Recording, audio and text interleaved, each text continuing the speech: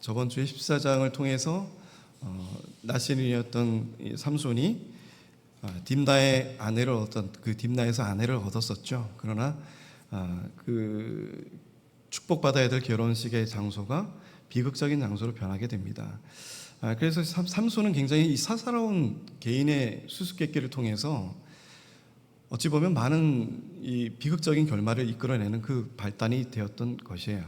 그래서 그 사람들이 그 수수께끼를 풀기 위해서 그 딥나의 그 여인을 겁박하고 겁을 주어서 마침내 삼손에게 그 수수께끼의 대답을 그 여자를 통해서 얻게 되어서 그 사실을 안 삼손은 분노로 인해서 사람들을 또 그 마을로 가서 30명의 사람들을 죽이고 블레셋 사람의 30명을 죽이고 그 옷을 취해서 그들에게 수수께끼에 대한 보답을 또 하는 것을 볼 수 있습니다. 그리고 그의 장인이 되었던 그 사람은 그 딸을 삼손의 친구에게 주게 된 바 되었다라고 말씀을 마치게 되고, 또 15장에 와서는 이제 이 삼손이 그의 아내를 찾아가는 모습이 처음으로 기록이 되어 있습니다. 그래서 15장 1절에 보시면 얼마 후에 밀 거둘 때 삼손이 염소 새끼를 가지고 그의 아내에게 찾아가서 이르되 내가 방에 들어가 내 아내를 보고자 하노라 하니 장인이 들어오지 못하게 하고.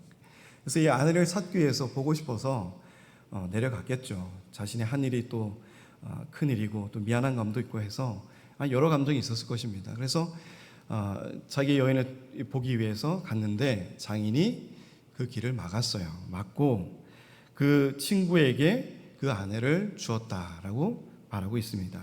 2절에 보면 내가 그를 심히 미워하는 줄 알고 그를 내 친구에게 주었노라. 그의 동생이 그보다 더 아름답지 아니하냐? 청하노니 너는 그를 대신하여 동생을 아내로 맞이하라 하니. 물론 그 나라의 풍습과 문화가 이러한 것이 당연하게 여겨질 수 있지만 오늘날 우리의 문화와 풍습과 고정관념으로 통해서 우리가 이 사건을 바라보게 되면 있을 수가 없는 일이죠. 자기의 아내를 맞이하려고 했던 그 여자를 다른 친구에게 주고 이제는 지금 와서 분노한 삼손이 눈앞에 보이니 사회가 보이니 이제는 뭐라고 해요? 그 언니보다 더 이쁜 동생이 있으니 그 동생을 아내로 삼아라 라고 하는 것이 지금 이 문화상입니다. 이 사회의 문화상이에요. 그래서 이 사사기 시대 때 우리가 얼마나 이 문화적으로 그리고 관습적으로 철저하게 우상을 섬기는 이 문화 속에서 이스라엘 사람들이 거기에 얼마나 굉장히 깊게 스며들고 있었다는 것을 우리가 바라볼 수가 있습니다. 그러니까 이 세상은 우리가 생각하는 관점에 늘 하나님과의 관점에는 반대의 방향으로 나아가게 되죠. 하나님은 이렇게 하고 또 이렇게 이 길을 가라고 우리에게 말씀하고 가르치지만 우리는 늘 세상의 길로, 세상이 원하는 길로, 세상의 관습대로, 문화대로 흘러가는 것이 자연스럽고 맞다라고 생각하는 것이 우리들의 일반적인 상식적인 습관입니다. 그러나 성경에 나오는 하나님의 뜻을 이루고 하나님이 이루어 나가는 역사를 바라보게 되면 우리가 생각하고 우리가 관습적으로 맞다라고 하는 그 기준에서 늘 반대의 방향으로, 늘 우리의 생각과는 다른 방향으로 하나님께서는 계획하고 준비하는 것을 볼 수가 있어요. 그래서 이 삼손을 통해서 하나님께서는 굉장히 사사로운 복수를 또 이뤄나가고 개인적인 욕망을 채워나가는 삼손을 통해서 하나님께서는 어떻게 그 삼손을 이용하고 또 사용하고 계신가를 우리가 살펴볼 수가 있습니다. 그 동생을 아내로 맞이하라고 했을 때 삼손이 그들에게 이르되 이번은 내가 블레셋 사람들을 해할지라도 그들에 대하여 내게 허물이 없을 것이니라 라고 말하게 됩니다. 이 사건을 통해서 내가 이제 블레셋 사람들에게 어떠한 해를 가하든지 나는 정당하다라고 하는 것을 삼손이 선포하고 있는 것을 볼 수가 있어요. 당신이 내 아내를 다른 친구에게 넘겼다는 것은 바른 것이 아닙니다. 그 근거로 해서 나는 이제 블레셋 사람들을 해해도 나에겐 아무런 죄가 없습니다라고 하는 근거를 마련하게 되었던 것이에요. 오늘 이 삼손 사사를 통해서 우리가 바라보게 되면 삼손의 기록이 되어 있는 이 세 장의 장 가운데 삼손이 하나님께 부르짖고 기도하는 이 사건이 두 번밖에 기록이 되어 있지 않아요. 그러니까 이 사사기를 통해서 우리가 보면 늘 하나님께 부르짖고 다시 하나님께서 사사를 통해 부르시고 사사를 통해서 다시금 해방시키시고 이러한 사이클이 계속 유지가 되는데 점점 후반부로 갈수록 없어지는 사건들이 하나가 있어요. 그것이 뭐냐면 부르짖는 사건입니다. 그래서 오늘 말씀의 제목이 부르짖은 자의 셈이라는 말씀의 제목이에요. 그래서 우리의 삶 속에서 얼마나 하나님께 부르짖음이라고 하는 사건이 우리에게 있는가. 여러분 성경을 이렇게 깊게 살펴보시거나 단어를 이렇게 조회해서 살펴보시면 부르짖음이라고 하는 부르짖는다라고 하는 이 단어가 기록되어 있는 성경이 어디가 제일 많이 기록이 된 줄 아세요? 제가 이렇게 살펴보니까 출애굽기, 출애굽기, 그 다음에 사사기, 예레미야, 욥기, 이사야, 시편 이런 순으로 부르짖는다는 말씀이 많이 기록이 되어 있더라고요. 그 중에서 우리가 출애굽기를 보시면 부르짖음, 부르짖었다, 하나님께 부르짖어 이 말씀이 왜 이렇게 많이 기록이 되어 있을까요? 애굽에서 종되었던 이스라엘 이 백성들이 하나님께 부르짖을 만한 그들의 연약함과 고단함과 괴로움이 그들의 삶에 가득했기 때문에 성경 가운데 가장 많은 부르짖음이 있던 곳이 바로 이 출애굽기서라고 하는 것입니다. 이 부르짖음이 많다는 것은 우리의 삶에 고통이 많다는 거예요. 하나님께 부르짖는다라고 영어에서는 단순히 그냥 콜이라고 해요. 우리가 전화한다라든지 부르다라고 하는 그 뜻인데 이 부르짖음이라는 하나님을 부른다라고 하는 이 행위가 우리의 삶 속에 어느 때 있는가라고 하는 것을 잠시 한번 묵상해 봤으면 좋겠습니다. 내가 얼마나 하나님을 찾고 부르짖는가. 우리가 하나님을 부를 때 언제 부르는가. 기쁠 때 부르는가 아니면 슬플 때 부르는가, 괴로움이 가득할 때 부르는가, 고통이 가득할 때 부르는가, 내가 병들 때 하나님을 찾고 부르짖는가. 우리도 마찬가지로 출애굽기서와 마찬가지로 그 이스라엘 백성들과 마찬가지로 어떠한 큰 어려움과 환난과 고통과 내가 해결하지 못하는 어려운 문제에 있을 때 그런 일들을 당면할 때 그때서야 하나님을 찾고 부르짖는다는 거예요. 그래서 오늘 이 삼손도 에나꼬레라고 하는 이 부르짖은 자의 셈이라고 하는 이 뜻에 자신의 목마름을 통해서 하나님께 부르짖는 삼손을 우리가 15장 하반절에 찾아볼 수가 있습니다. 목마를 때, 무언가 마시고 싶을 때, 무언가 내 안을 가득 새로운 것으로 채우고 싶을 때 그 부르짖어의 그 대상이 누구인가? 우리의 삶을 이 목마름을 해결해 줄 수 있는 그 분은 누구신가? 그 부르짖음의 대상은 바로 우리 하나님밖에 없는 줄 믿습니다. 그래서 이 예레미야서 33장 3절에도 이렇게 말씀하고 있어요. 너는 내게 부르짖으라 내가 내게 응답하겠고 내가 알지 못하는 크고 은밀한 일을 내게 보이리라. 우리가 부르짖어야 될 그 대상은 오직 살아계신 하나님 한 분밖에 없는 줄 믿으시기 바랍니다. 어떠한 어려움과 환난이 있을지라도 우리가 부르짖을 일들이 늘 우리 앞에 있어야 돼요. 늘 기쁨에 있는 삶 속 안에서만 하나님께 감사하고 하나님을 찬양하는 그 삶도 중요하지만 하나님께 나와서 부르짖는 그 일이, 하나님을 그 부르는 일이 우리의 삶 속에 매일 있어야 된다는 것입니다. 그래서 우리 담임 목사님께서 늘 강조하시는 게 새벽 기도잖아요. 기도하는 것, 하나님께 부르짖는 것, 하나님을 부르는 것, 하나님의 이름을 부르는 것. 우리의 삶 속에서 우리의 작은 골방을 만들어서 하나님의 이름을 부르는 그 시간을 가지는 것, 그것이 얼마나 귀중하고 귀한 시간인 줄 믿으시기 바랍니다. 우리의 그런 시간이 줄어들면 줄어들수록 사사기의 그 사이클을 우리의 인생과 똑같이 대입시킬 수가 있는 거예요. 하나님이 우리를 구원하시고 예수 그리스도를 이 땅에 보내주시고 우리를 구원하시는 구원자로 이 땅을 보내주셨고 우리는 그분을 통해서 우리의 모든 죄를 깨끗하게 씻김을 받았고 이제는 천국을 소망하며 나갈 수 있는 천국 시민의 시민권을 얻으며 담대한 믿음으로 살아가야 될 하나님의 백성들이 이제 뭐가 없어져요?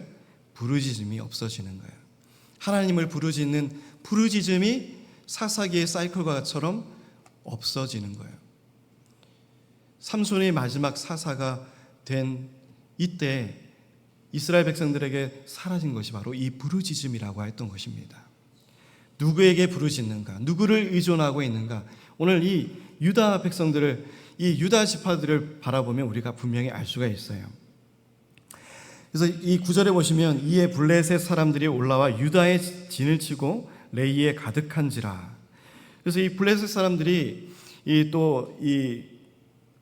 이 삼손이 여우꼬리에다가 이 횃불을 달고 온 작물들을 다 불태워버리는 사건을 또 맞이하게 되죠. 그래서 이 블레셋 사람들이 이 삼손을 잡기 위해서 이 유다 지파가 속해 있는 이 땅에 진을 치게 됩니다. 그래서 이 레이에 가득하게 되어 있는데 유다 사람들이 이르되 너희가 어찌하여 올라와서 우리를 치느냐? 그들이 대답하되 우리가 올라온 것은 삼손을 결박하여 그가 우리에게 행한 대로 그에게 행하려 함이로라 하는지라. 어찌 보면 삼손은 우리 일제시대 때 그 독립투사와 마찬가지예요. 독립을 위해서, 이스라엘 독립을 위해서 혼자 부단히 노력하고 목숨을 걸고 싸우는 독립투사와 같은 사람입니다. 그래서 여러분들 잘 아시는 영웅이란 영화가 얼마 전에 나왔었죠. 안중근 의사에 대한 일대기가 쭉 기록되어 있는 그러한 뮤지컬 같은 영화였는데, 그 영화를 보면 이 독립투사들이 자신들의 이 독립을 위해서 자신의 손가락을 자르고 단지하면서 피로써 결의를 맺고 독립을 위해서 자기의 목숨을 내놓고 싸우는 그러한 모습들을 우리가 볼 수가 있습니다. 나라를 지키려고 하고 나라를 다시금 되찾으려고 하는 이러한 마음이 가득하 있는 독립투사들에게 오히려 같은 백성인 사람들이 나와서 그를 팔고 붙잡는 모습을 오늘 이 성경 말씀 속에서 우리가 찾을 수가 있는 거예요. 이 유다 사람들은 어때요? 갈렙의 지파였습니다. 갈렙의 후손들이었고, 갈렙의 첫 조카였던 온니엘이 바로 첫 사사로 있었던 곳이 바로 유다 지파였다는 것입니다. 그래서 이 유다가 어떻게 보면 블레셋과 대항하고 싸움을 제일 먼저 일으켰던 지파가 바로 유다예요. 사사로 처음 세움을 받아가지고 블레셋과 전투하고 싸움 땅을 회복하는 일에 가장 힘썼던 지파가 바로 유다 지파입니다. 그런데 후반부로 오니까 어떻게 되어 있어요? 이제는 삼손을 결박하고 붙잡고 독립투사였던 이 삼손을 블레셋에게 넘기는 역할을 하는 것이 바로 유다 지파가 된 거예요. 세월이 아무리 흘렀어도 자신들이 지켜야 될 민족성과 결의가 있고 그에 맞는 모습이 있을 터인데 그들은 그의 민족성을 완전히 상실하게 되었다는 것을 볼 수가 있습니다. 자신들의 유익과 자신들의 안위를 지키기 위해서 자신의 민족 사사인 삼손을 붙잡아서 결박시켜서 블레셋에게 넘기고자 하는 이러한 모습이, 이러한 시대상이 바로 지금의 사사의 시대였다라고 하는 것이에요. 유다 사람들이 이르되 너희가 어찌하여 올라와서 우리를 치느냐? 이제 그 삼손을 우리에게 결박해서 넘겨라. 11절에 유다 사람 3,000명이 에단 바위 틈에 내려가서 삼손에게 이르되, 뭐 한두 명 온 것도 아니에요. 유다의 장로들만 모여가지고 삼손을 대표해서 나와서 삼손아, 네가 이런 일 했으니까 네가 좀 이렇게 해서 이러한 해를 우리가 입게 되었으니까, 이렇게 좋게 얘기한 게 아니에요. 3,000명이 우르르 몰려가서 삼손이 이렇게 은둔해 있는 그 바위 틈에서 3,000명이 둘러싸이는 모습을 우리가 바라볼 수가 있습니다. 그러나 삼손에게 이르되 너는 블레셋 사람이 우리를 다스리는 줄을 알지 못하느냐? 내가 어찌하여 우리에게 이같이 행하였느냐 하니 삼손이 그들에게 이르되 그들이 내게 행한 대로 나도 그들에게 행하였노라 하니라.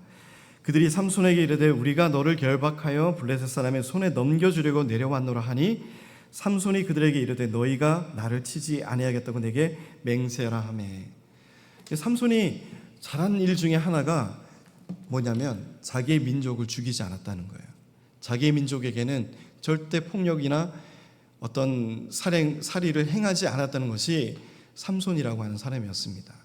이전에 사사들을 바라보게 되면 같은 지파와 다른 지파끼리 전투로 인해서 많은 사람들이 죽어나가는 것을 볼 수가 있었어요. 므낫세 지파가 그렇게 죽임을 당했었고, 그러나 삼손은 자기가 이러한 상황에 서 있을 때도 불구하고 이 유다 지파에 대해서 원망하거나 불의를 행하거나 그들에게 어떤 해코지를 행하는 것을 전혀 볼 수가 없습니다.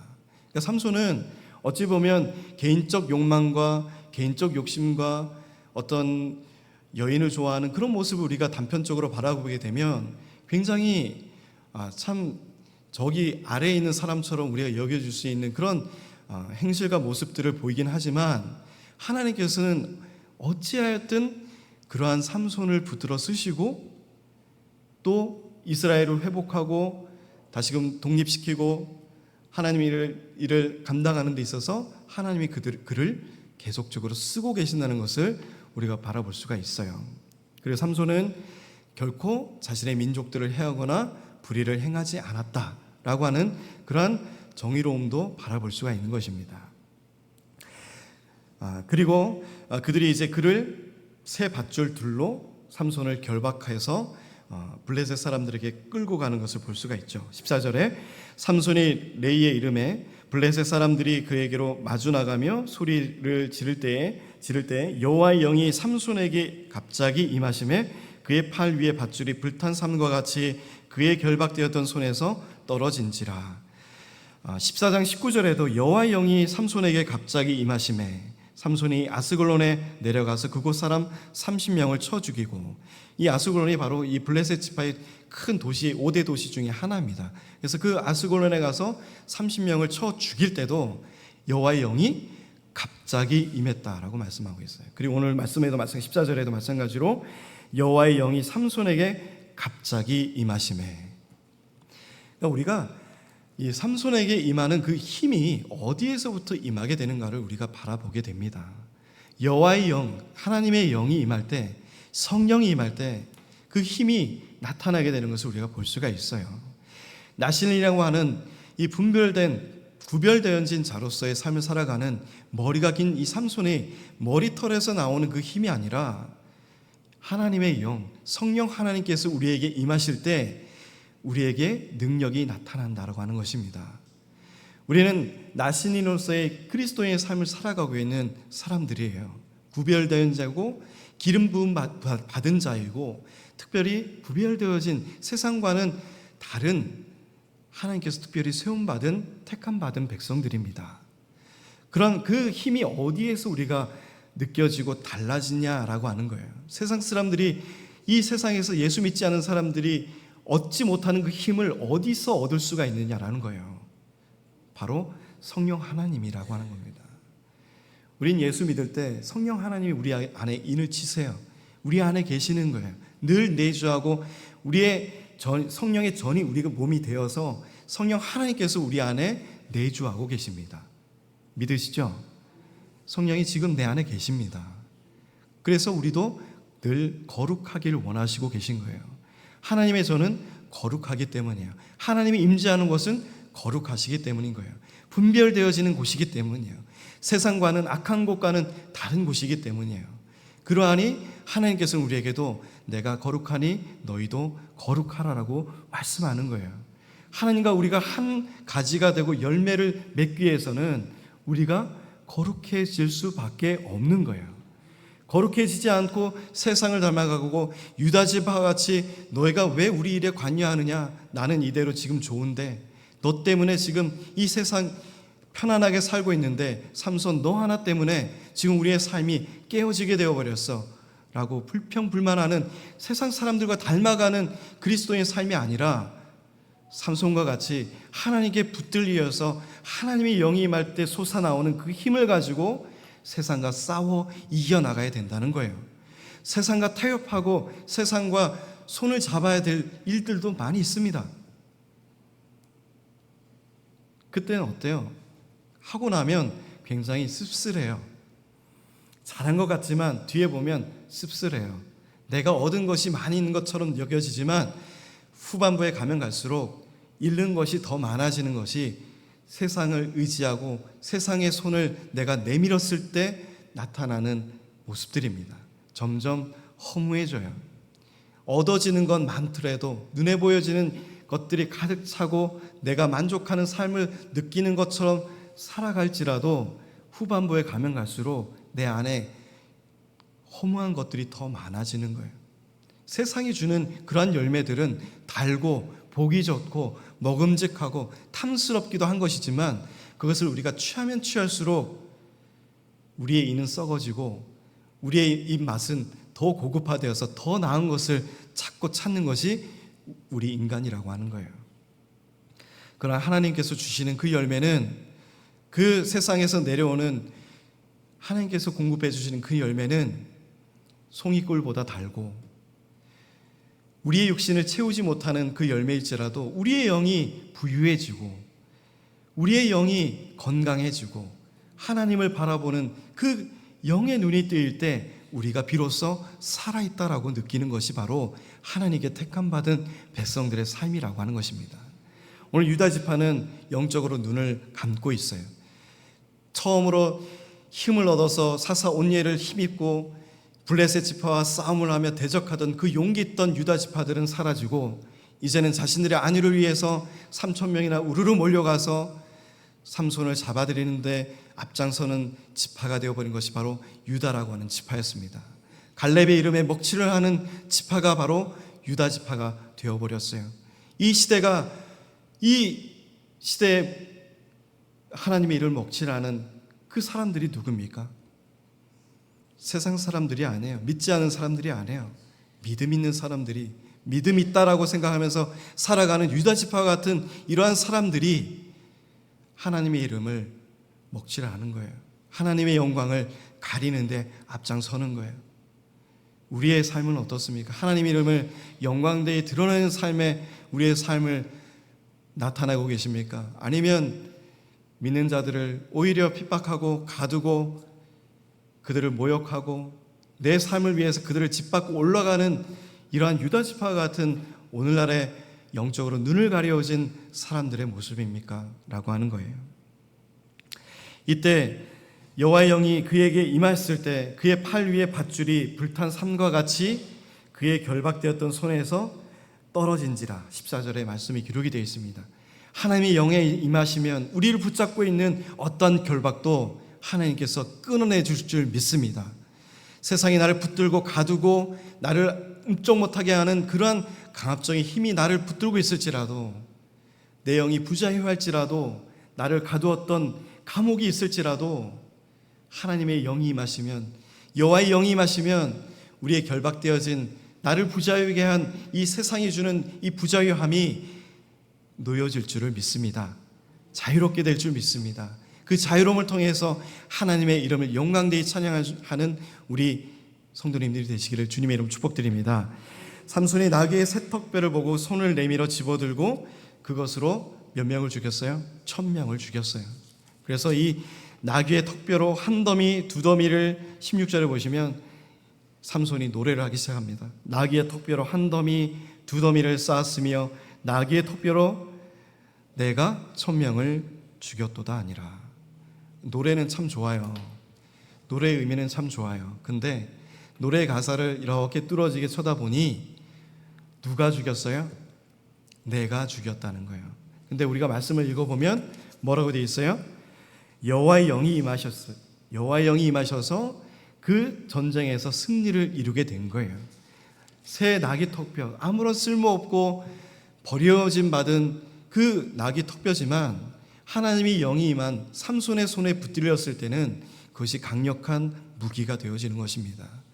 하나님의 영이 임할 때 보잘것없는 우리지만, 능력 없는 우리지만, 기도가 약한 우리지만, 물질이 없는 우리지만, 건강하지 못한 우리지만, 절름발에 같은 우리지만 하나님 여호와의 영 성령이 임하시면 그러한 나귀 턱뼈로 1,000명이나 죽여진 그 나귀 턱뼈 같이 하나님께 붙들릴 때 우리는 강력한 무기가 될 수 있음을 바라보시기 바랍니다. 그냥 앉은 자로서 가만히 계지 마시고 달리다굼 일어나라 소녀야 쿰이라고 하는 그 말씀처럼 일어나서 하나님의 쓰임받는 도구로 쓰임받을 때 우리가 비로소 가치 있는 거예요. 비로소 우리가 소금과 빛의 역할을 감당하는 거예요. 우리가 녹아지라 빛을 발하라고 하지만 우리가 녹아지지 않고 빛을 내지 못하면 어디에 쓰임을 받는 것이 있겠습니까? 말 아래 두지 말고 등경 위에 두라고 말씀하지 않습니까? 우리의 삶을 하나님께 붙들린 삶이라면, 성령 하나님께서 우리를 내주하고 성령 하나님의 음성을 듣는 우리의 믿음의 삶이라면, 우리는 하나님의 말씀대로 쓰임받는 삶의 자리에 위치해야 된다는 거예요. 소금의 역할을 감당해야 되고 빛의 역할을 감당하는 그 예수님의 말씀에 그 자리에 우리가 있어야 된다고 하는 것입니다. 그런데 삼손은 그의 모든 능력과 힘을 아직도 내가 했다라고 생각하고 있어요. 내가 했다라고 했을 때 가장 큰 실패를 맛보게 되는 것입니다. 하나님의 영광을 나타내는 삶에서 점점 내가 채워질 때 가장 그 실패의 길로 가장 빠르게 접근하는 길임을 바라보시길 바라요. 하나님 일을 할 때도, 하나님 일을 감당할 때도 내가 하는 것이 아니라 하나님께서 하시도록 나를 쓰임받는 도구로 내어주는 것이 바로 하나님이 기뻐하시는 기도인 줄 믿습니다. 하나님, 저는 부족하지만 하나님 쓰시길 원합니다. 이러한 겸손의 기도가 우리의 삶에 넘치시기를 주님의 이름 축복드립니다.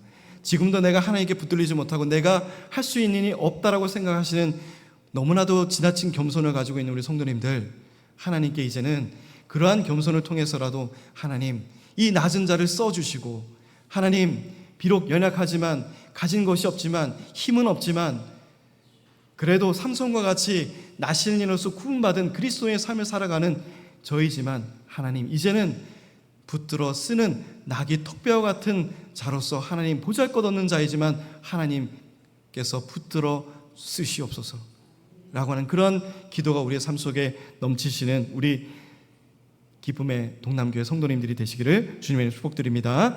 그리고 그가 말을 마치고 턱뼈를 자기 손에 내던지고 그것을 라맛 레이라 이름하였더라. 그것이 바로 이 턱뼈의 산이라고 하는 그런 뜻입니다. 라맛 레이, 턱뼈의 산. 그래서 턱뼈로 죽임을 받은 시체로 쌓아진 그런 산이라고 하는 뜻이에요.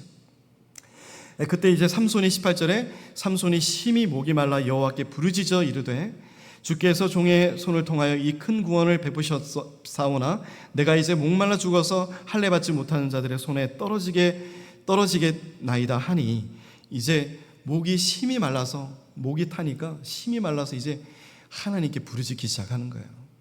우리의 목마름을 통해서 하나님께 부르짖는 우리의 모습이 되는 것과 마찬가지예요. 오늘 제가 차를 타고 오면서